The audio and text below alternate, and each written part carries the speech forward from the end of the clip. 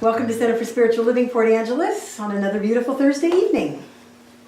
We have an opening song, I Am the Light. It's our new song for March because here we are in yet another month, March. Wow, that's fast. So I am a light, I am a light, I am a light in this world. So that is, you'll learn it very quickly. It's not hard at all.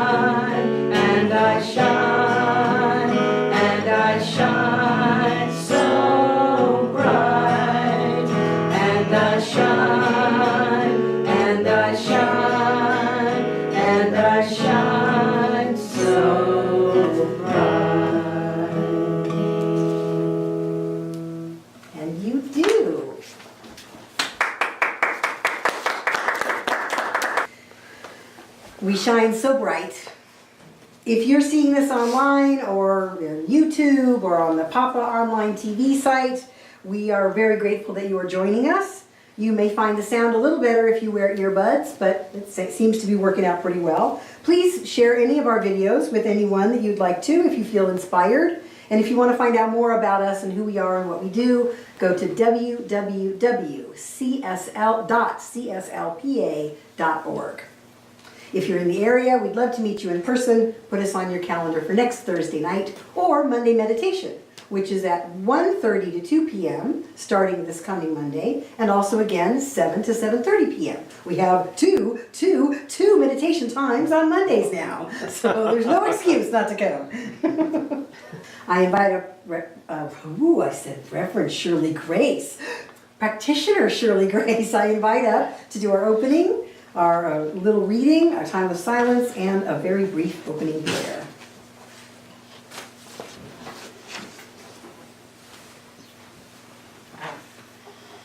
Our reading tonight is again from Ernest Holmes, the founder of Science of Mind and Spirit.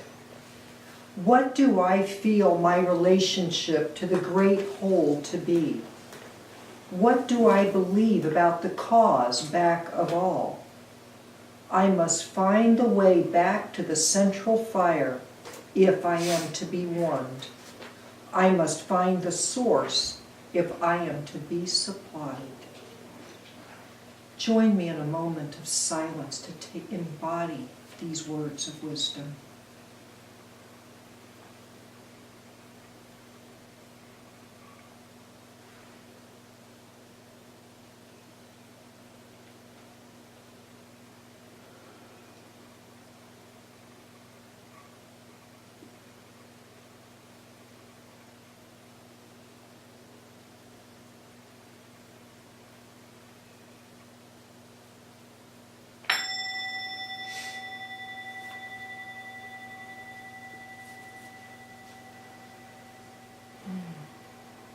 Hearing the bell reminds me to go within and acknowledge God, Spirit, all that is, the source, that whose center is everywhere and whose circumference is nowhere. I know that I am part of that. All that I am, all that we are is God in form, God celebrating itself as us, choosing to experience life as each of us, yet we are not all that God is. I claim and know that recognizing our divinity, recognizing that we are part of that whose circumference is nowhere, while we can know great truth, we are ever called to be open to more, to surrender into the mystery, to continually evolve and grow from that place of source, that place of power. Knowing that is who we are, I claim that all is well, all manner of things are well, life is good. And I give thanks for this knowing.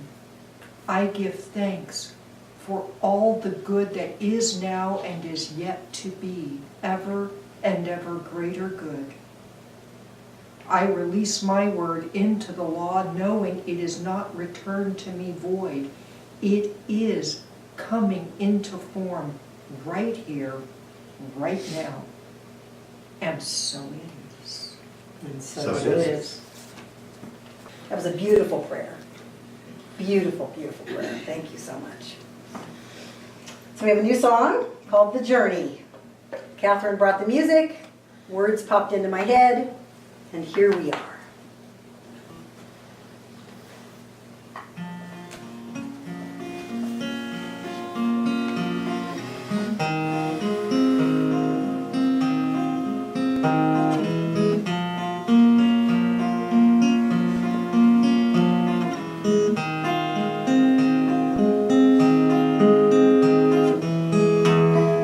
lost inside in the circles of mind. I revolve in a state of rewind, caught in cycles, the past spools behind. I reach for truth. This path is all I find. Feel so cold here on my journey, walking this road on my own, and the mind is ever turning over every stone. Then a breath, a spacious love comes rushing through, clearing out obstructions and enhancing my view. I find a wisdom teacher inside of me. I learn with every stony step to set myself free, release the rocky past, embrace my true destiny. The journey is entwined inside my divinity, my divinity.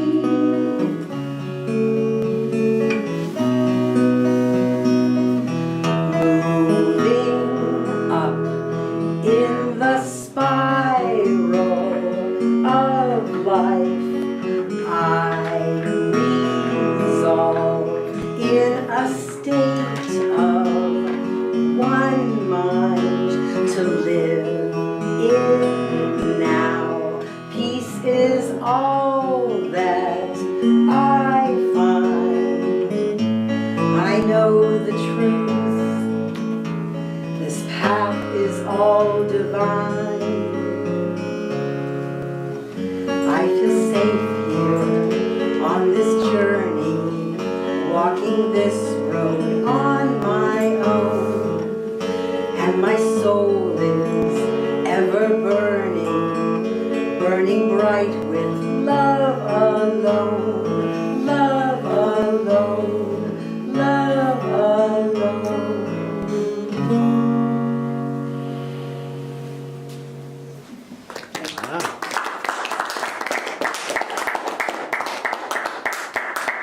So I realized we forgot to do our vision and our mission. We just skipped right over it. Perfect time. Our vision. We are an open, safe, creative, and spiritual community where we experience divine love and connection every day. Our mission.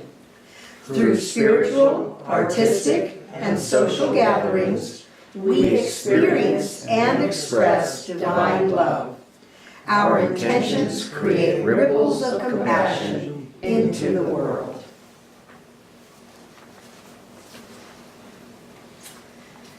So our theme tonight is called Reachable and Teachable.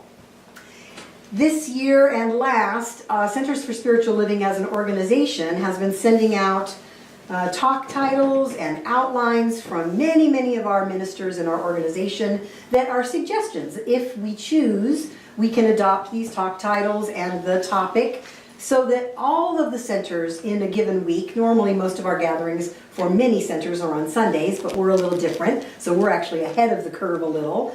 On Sunday, many centers will be using the same talk. Not the same talk because each minister is different, but the same topic, reachable and teachable. This whole month, the theme is about education and self-improvement.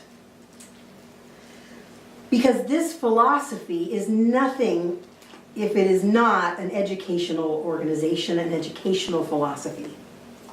It is this philosophy where we are not telling people what to think. We're inviting people to examine and to explore how we think and how that might look different if we begin to expand our view, which I talk about a lot. So we're going to cover that tonight, a little bit about that tonight. I love the expression, when the student is ready, the teacher appears. How many times have we had that personal experience? When we're ready to open up to something new, then suddenly somebody shows up that can teach us that thing. I want to learn to paint, and then suddenly we meet a painter. Or I want to share my music, and suddenly that happens. There's all these amazing times when we're ready for something new, something expressive in our life, and then that perfect opportunity for that shows up. Now, a lot of times we say no to that, right? We think, oh, no, I can't do that. That's too scary. That's too challenging. That's too much.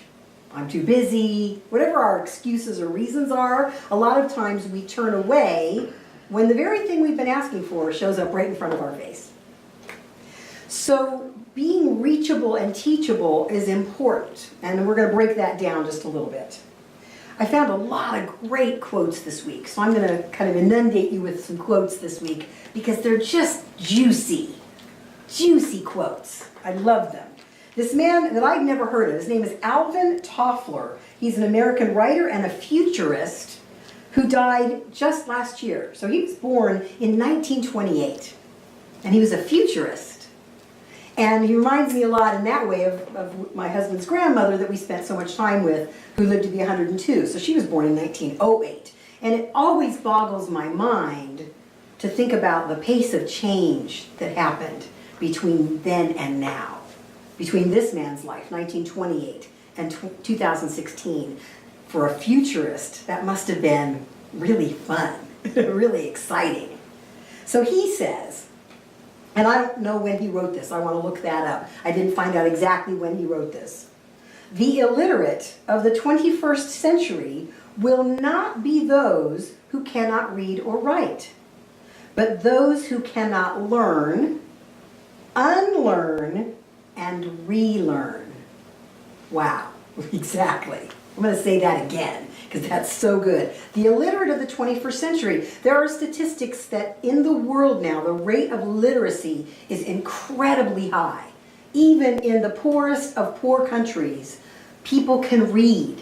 Where, a century ago, the rate of illiteracy in the world was extremely high. But now it's not that people can't read or write. But now our challenge is to learn, then unlearn, and then relearn. And again, most of us have experienced that because most of the people our age have had to deal with computers. And I learned typing. And then I learned typing on a self-correcting typewriter. I didn't even have to use the whiteout or that magic. Oh, it was amazing. And then computers? What? Now it's just so matter of fact. And so we constantly are learning, unlearning what we thought we knew, relearning something else. And for a lot of us, sometimes that feels really overwhelming. There's so much new to learn. But that's what keeps us young. That's what keeps us fresh and alert, is constantly learning something. Thoreau said, Henry David Thoreau, when any real progress is made, we unlearn and learn anew what we thought we knew before. I thought I knew it, but I'm learning that I didn't know it, so I have to learn it again. And that's happened to me. I'm assuming that's happened to you. You thought you knew what was going on over here, but you had to forget all that. That was no longer appropriate to believe that anymore. So it's time to learn something else, to discover at a deeper level what we really know at the marrow of my bones. Not just in the surface of our mind, but in the marrow of our bones. What do we know that's true? What do we know about what feels good for us in our life? As opposed to what people tell us we should be doing or how we should be living our life. What is it that truly satisfies each one of us? And I can't answer that for you. That's very personal. And I think that we unlearn all of the stuff that we've been taught about how we should live our life and who we're supposed to be and what our life is supposed to look like in order to be okay or successful or whatever. This teaching, Science of Mind and Spirit, opens up a lot of questions And it doesn't give a lot of hard and fast answers, which sometimes can be frustrating. And the opportunity is to continue to examine, what is it that I think I believe? What is it that I am thinking right now? Is it limiting me or is it expanding me? Being reachable means that we're available to life, that life can reach us, that the teachers and the wisdom and the knowledge can reach us. We're not so full of what we already thought we knew that there's no space for something else. It's easy to be holy in your cave and in the top of the mountain, but then when you come back into town, what happens? There are stories, Zen stories and Buddhist stories about that. You know, the monk that is perfect and holy on the mountain but comes into town and gets all verklempt, and gets all upset and says, oh, I better go back to my mountain. But we can't just live on a mountain by ourselves. We are born to be together in society with each other. So we get the opportunity, we don't need to do anything, we get the opportunity to move out of our own bubble. We hear a lot about that these days. You know, we're all in our own little Facebook bubbles where we get reinforced the same ideas that we already think. And all of our friends either agree or disagree, and those that disagree too much, we just unfriend them or we just hide their posts because I don't want to hear that. Which means we're in our bubble. And we're not being open to what other people might be thinking, feeling, doing. I don't think that's healthy. I don't think it's good for us. It doesn't mean we always have to agree or adopt what somebody else says, but can we be willing to be reachable by someone else? Can we listen to somebody else's point of view without getting so caught in it or defensive about it or need to make them wrong to prove our point, that we can just hear them and not agree or disagree? Just say, thank you for sharing that with me. Thank you for sharing your thoughts with me. For ourselves, it becomes, again, back to those ideas of questions, questioning. Where might I be open to newness and change? Where might I be? If we don't feel like we are, maybe we just ask the question, where might I be? Let's pretend, as my mom says a lot. Let's just pretend that you're doing this or doing that. Where might we be open? What does it take for me to listen or to see other perspectives? What does it take? Does it take somebody being really upset? Or can I listen when there isn't that upset energy happening? Can I be in a space of peace, regardless of what's going on with the person over there? And breathe, and just listen. And don't try to latch on or fix or explain or justify, but just listen. That makes me reachable, and it might make the other person a little more reachable, maybe. When I was in ministerial school, one of the classes I took was what I call a very woo-woo class. It was all about energy and colors and stuff that in my logical, I'm a very kind of pragmatic spiritual person and a very logical, linear thinker in many ways. I'm extremely creative, but I'm also very logical, which is one reason I like this philosophy. But this teacher was very woo-woo. And I noticed I had a lot of trouble being reachable in that class. I was having a lot of trouble really diving in and getting what she was trying to teach us. And I was also sick.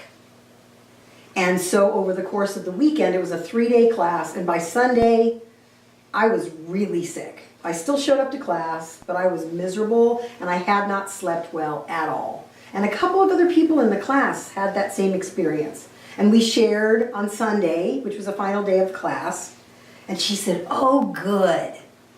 You're finally teachable." We had to be so broken down, so tired, so sick, so defenseless that we could finally hear her. And that made a real big impact on me, that statement. Oh, good, you're finally teachable. because I got to recognize how often I'm not.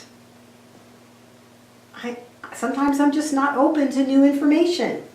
Sometimes it's my way. It should be my way, period. And I don't really like that about myself, but it's just something I get to recognize. And not beat myself up about, but notice.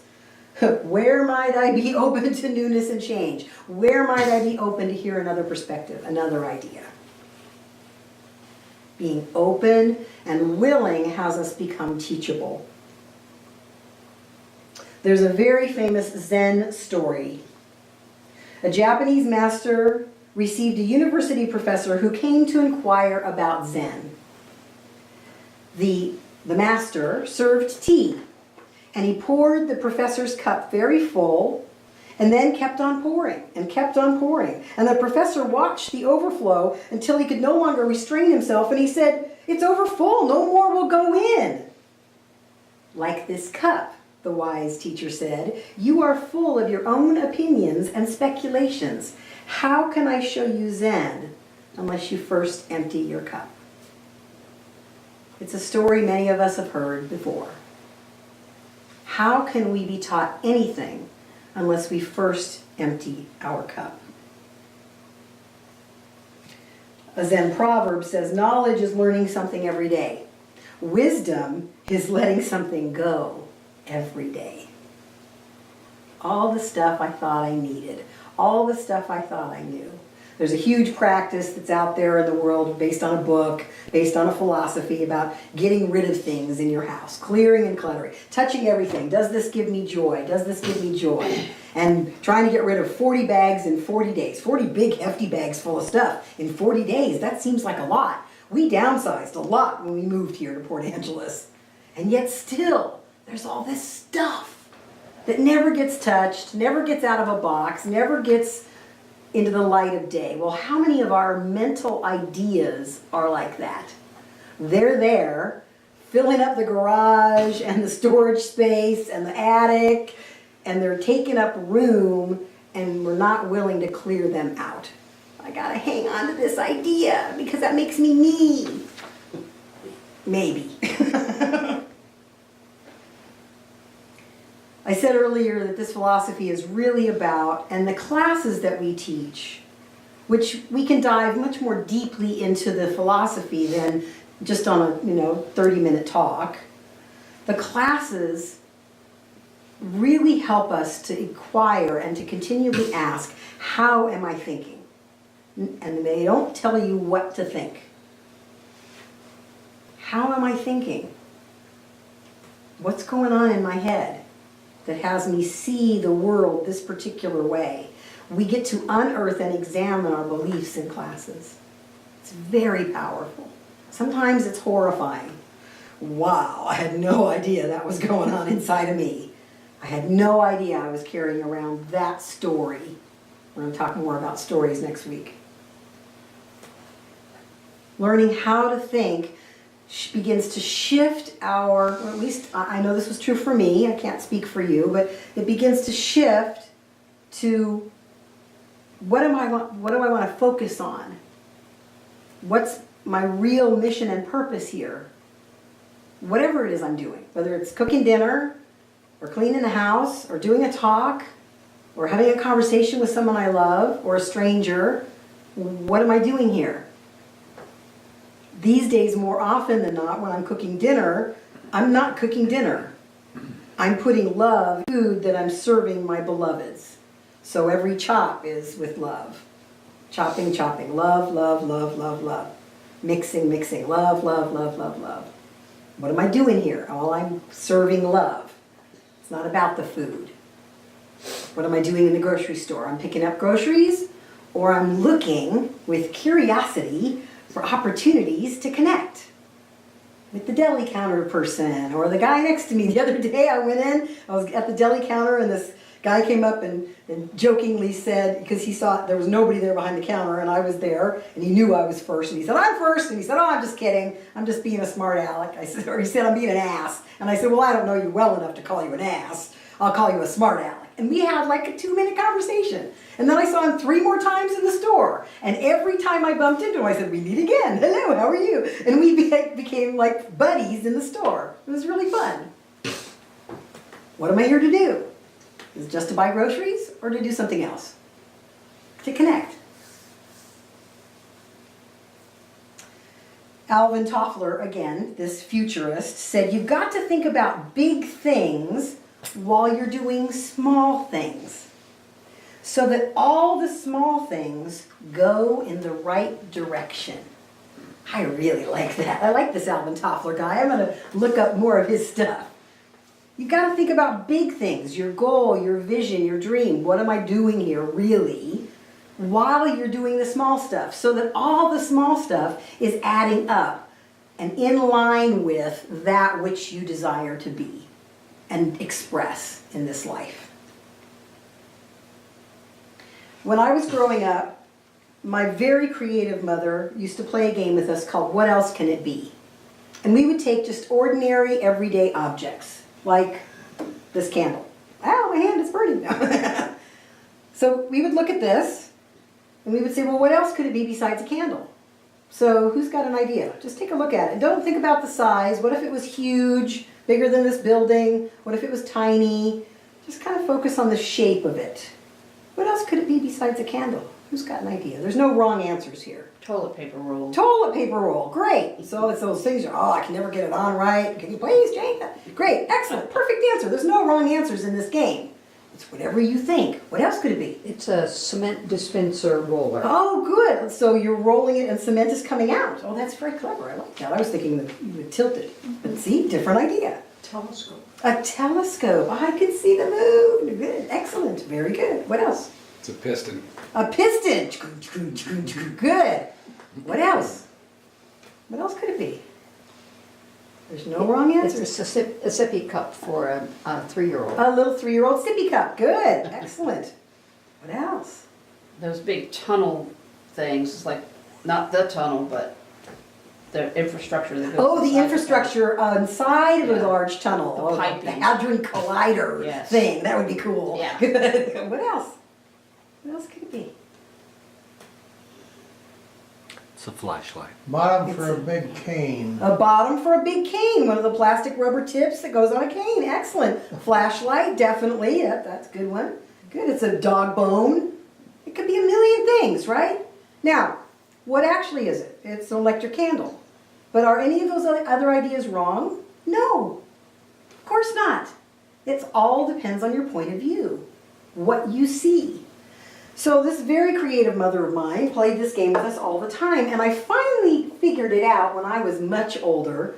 Oh, she was trying to get us to be creative thinkers. She was trying to get us to know at a deep level that life isn't ever just one thing. That there's a million different ways that this situation can be looked at. So don't get stuck. Be reachable. Be teachable. Be open to another interpretation besides your own in a fun and playful way. Now, I've been a drama teacher before I became a minister for 25 or so years in thousands, literally thousands of classrooms. And we played the What Else Can It Be game in every single class. And it was powerful. It was powerful to see kids' imaginations to be unlocked. In so many classrooms, it became that, there is no creativity. It's just make your pumpkin and it's going to look like this pumpkin. And do the test this way. And I could see kids struggling with looking at something from a whole different perspective. And if I could just crack that open a half an inch while I was there for my 45 minutes, I felt really powerful in that because I've unlocked a key for those kids. This philosophy unlocked a key unlocked a door that I didn't even know was shut. A door to something new. An idea of spirituality that I could really experience, not just talk about, but experience in myself. And I've seen that again and again and again, which is why I do what I do, which is why I'm now a minister. Ernest Holmes says, To hold one's thoughts steadfastly to the constructive, to that which endures, and to the truth may not be easy in a rapidly changing world, but to one who makes the attempt, much is guaranteed. Ernest Holmes passed away in 1961, 62, so early 60s. In this rapidly changing world before 1960, can you imagine? Sometimes it's hard to hold steadfast to our vision, to our truth, to what we know in the face of this rapidly changing, chaotic world. A place like this, a teaching like this, can help us to stay the course regardless of whatever seems to be happening. To no longer be caught by the circumstances of life. To look at things from another point of view. To be reachable and to be teachable. So I'm going to close with just a little closed eye. I wouldn't even call it a meditation. I want you to close your eyes so you can really hear these words by E.E. Cummings. Now I knew he was a poet, but I didn't know he was also a playwright, a painter, and an essayist. So this is E.E. Cummings speaking directly to us. We do not believe in ourselves until someone reveals that deep inside us something is valuable, worth listening to, worthy of our trust, sacred to our touch. Once we believe in ourselves, we can risk curiosity, wonder, spontaneous delight, or any experience. Take a breath. This week, I want to invite us to feel, to dive in, and know that we are valuable. We are worth listening to. We are worthy of people's trust. We are sacred. And any part of us that has a yeah but or a I don't know about that is just something to look at from maybe a different point of view. Allow yourself to be reachable by the deep wisdom that's in you. Teachable by what you have within you that is waiting to be known, that confirms and affirms for us that we are valuable and worthy and worth being heard and seen and experienced in this life. That's why we are here. Take a breath.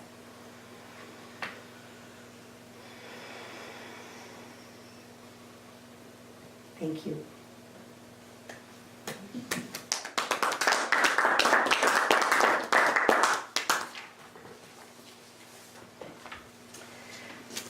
This is our time for conscious giving.